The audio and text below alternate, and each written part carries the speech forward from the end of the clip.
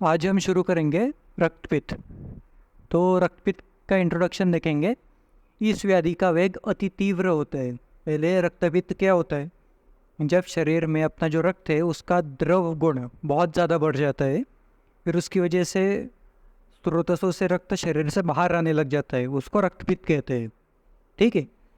फिर इस व्याधि का वेग बहुत तीव्र होता है, मतलब ये बहुत ही जल्दी फैलती है शरीर में। अग्नि जिस प्रकार तृण समुदाय मतलब सूखे हुए जो तृण होता है उसको जिस तरह शीघ्र से जला देती है, उसी प्रकार शरीर को रक्तपित्त नष्ट कर देता है इतनी ही शीघ्रता से, क्योंकि वो रक्त को तोड़ता है और शरीर से बाहर निकलता है तो शरीर का नाश हो जाता है। रक्तपित्त में प्रकोपित पित्त रक्त को दूषित करके व्याधि उत्पन्न करता है, तथा शरीर से रक्त का स्त्राव होता है। अब इसमें क्या होता है, जो अपने शरीर का जो पित्त है जो प्रकोपित हो चुका है वो रक्त को प्रकोपित करता है और दूषित करता है, उससे व्याधि उत्पन्न होती है और शरीर से रक्त का स्त्राव होने लग जाता है। नाक से खून आना, मुंह से, आँख से, कान से, एक्सेट्रा, जहाँ जहाँ से भी आ सकता है वहाँ से। फिर निदान देखेंगे। यवक, उद्दालक, कोदो प्रदान और अन्न का द्रव तथा अत्यधिक उष्ण तीक्ष्ण द्रव्यों, सेम, उड़द की दाल, कुलथी, क्षार, ये सभी का ग्रहण एक साथ करने से, अब ये सब के सब आप अगर देखेंगे ध्यान से तो ये सभी पित्त को बढ़ाने वाले हैं। सब के सब पित्त को प्रकोपित करते हैं, ये रक्त को भी दूषित करेंगे। फिर अम्ल द्रव्य का अति सेवन, फिर से ये भी पित्त को बढ़ाता है। सूरा, सौवीर, तुषोदक, मेरे, मेदक, मधुलक, शुक्त, बेर आदि का भोजन के बाद अनुपान के रूप में अति मात्रा का सेवन करना। जैसे खाने के बाद जब लोग नहीं सूरा पीते हैं या फिर बेर खाते हैं, ये सब खाने के बाद अगर बहुत ज़्यादा मात्रा में खाने लगे तो उससे भी रक्तपित्त हो सकता है। अब गर्मी से पीड़ित अगर आदमी हो कोई, बार बार जो बहुत ज़्यादा दूध पी रहा हो, तो उससे भी हो सकता है। विरुद्ध आहार करने से रक्त दूषित होता है, पित्त दूषित होता है। फिर अति आतप और वात सेवन से, अभी आप बहुत ज़्यादा अगर धूप का सेवन करेंगे खासकर गर्मी के दिन में तो उससे आपको रक्तपित्त हो सकता है। शोक, भय, ये मानसिक हेतु है, अगर आप किसी शोक में हो या फिर बहुत ज़्यादा आपको भय हो उस वजह से। अति व्यवहाय, अति अधोगमन, मतलब आपने अगर बहुत ज़्यादा मैथुन कर्म किया या फिर बहुत ज़्यादा चलने का काम किया तो ये भी आपके रक्तपित्त का निदान हो सकता है।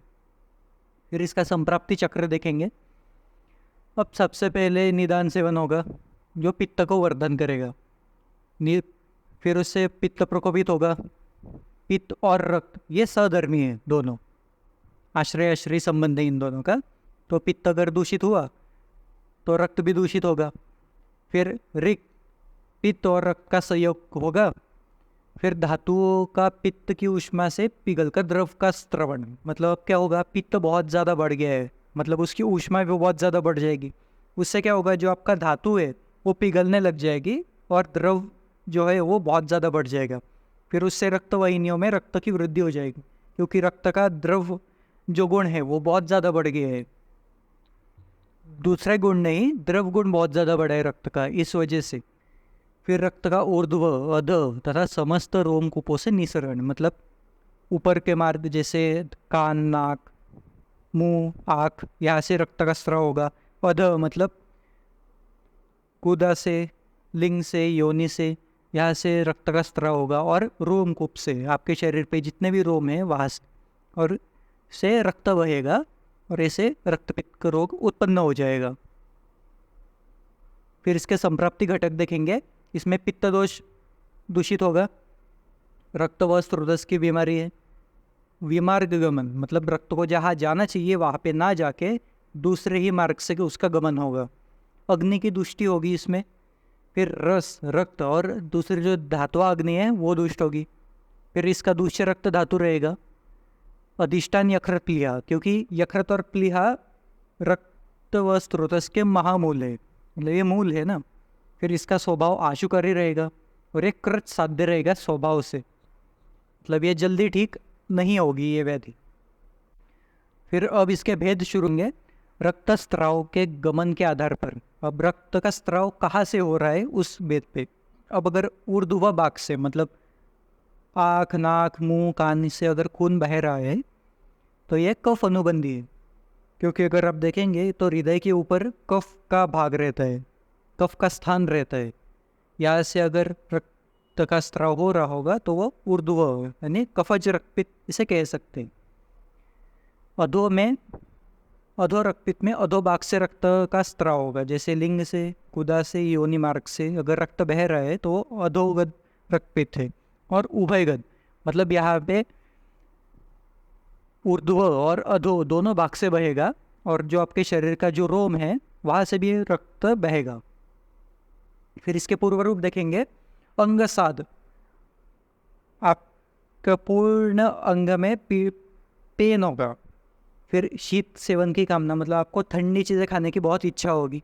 फिर कंठ से धूप निकलने की अनुभूति होना, आपको ऐसा महसूस होगा इस बीमारी में कि आपका जो कंठ है, आपको गला है, वहाँ से धुआं निकल रहा है, ऐसा आपको महसूस होगा। फिर वमन श्वास से लोह सी गंध आना तथा मत्स्यगंध अन्न अभिलाषा। पहले आपको वमन होगा, फिर श्वास जो आपकी सांस रहेगी, आप जो सांस लोगे उसमें से आपको रक्त की बू आएगी। चरक आचार्य अनुसार आपको रक्त की बू आएगी, और सुश्रुत आचार्य ने मत्स्य की गंध बताया है। फिर इसमें अन्न अभिलाषा होगी, मतलब आपको खाने की इच्छा नहीं होगी, आपको अन्न के प्रति द्वेष उत्पन्न हो जाएगा। फिर भुक्त अन्न का विदाह मतलब आपने जो खाना खा लिया है वो आपको जलन देगा। फिर शुक्त अम्ल उद्गार मतलब आपके जो डकार रहेंगे वो खट्टे डकार रहेंगे आपको। स्वर भेद मतलब होर्सनिंग ऑफ वॉइस कह सकते हैं आप, इसमें आपकी जो आवाज़ है वो ऐसा कर्कश हो जाएगा थोड़ा। फिर शरीर के विभिन्न अंग मल, मूत्र, स्वेद, लालास्त्राव, मुख एवं कर्णमल, नेत्र का मल का रक्त, हरित पीत वर्ण का होना मतलब आपके जो मल रहेगा, मूत्र रहेगा, आपका जो पसीना आएगा, आपके मुंह से जो लालास्त्राव निकलता है वो, और कान का मैल और जो आँख का जो मैल होता है उसका रंग लाल, हरा या पीला हो जाएगा। अंगमर्द मतलब आपके पूरे बॉडी में पेन होगा इसके बाद आपको। फिर वातज रक्तपित्त के लक्षण देखेंगे। अब इसमें जो लक्षण दिए हैं ये सारे रक्त दिखाएंगे, मतलब ये सारे रक्त के लक्षण हैं। इसमें जो रक्त बहेगा वो श्याम वर्ण का दिखेगा, मतलब थोड़ा सा ब्लैकिश दिखेगा। सफेद मतलब इसमें झाग रहेगा, थोड़ा रुक्ष रहेगा, मतलब वो ऐसा सूखा सूखा खून लगेगा आपको। अरुण मतलब थोड़ा सा ब्राउनिश रहेगा, और तनु मतलब पतला रहेगा, बहुत पतला रक्त निकलेगा। ये वातज रक्तपित्त में आप अगर रक्त को देखेंगे तो ऐसा दिखेगा।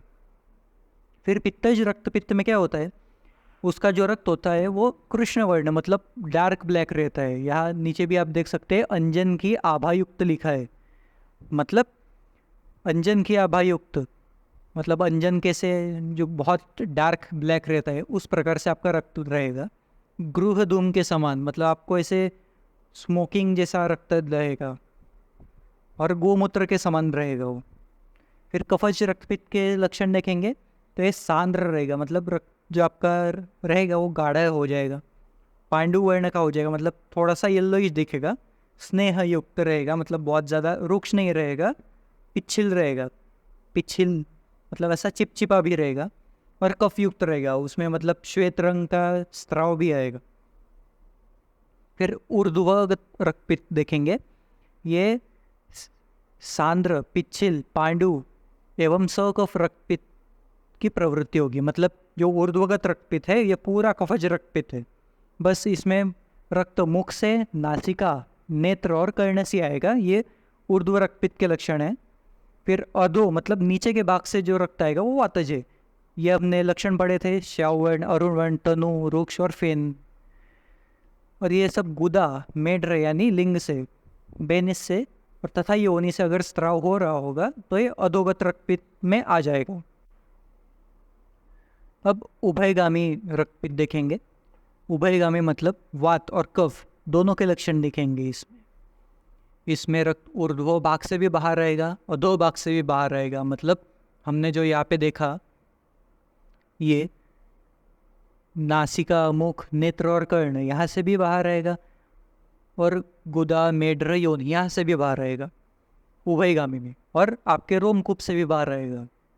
ये उभयगामी है और ये असाध्य हो जाता है, क्योंकि इसमें ऐसा होता है कि अगर आपको अगर वातज रक्तपित्त है तो आपको वमन देना पड़ेगा पेशेंट को, और अगर कफज रक्तपित्त है तो उसको विरेचन देना पड़ेगा। लेकिन अगर उभय गद है, मतलब दोनों भाग से अगर रक्त बह रहा है, तो आप ना उसको वमन दे सकते हैं ना विरेचन दे सकते हैं, कुछ भी नहीं कर सकते। इसके लिए आपको सिर्फ शमन चिकित्सा उपयोगी करनी पड़ेगी।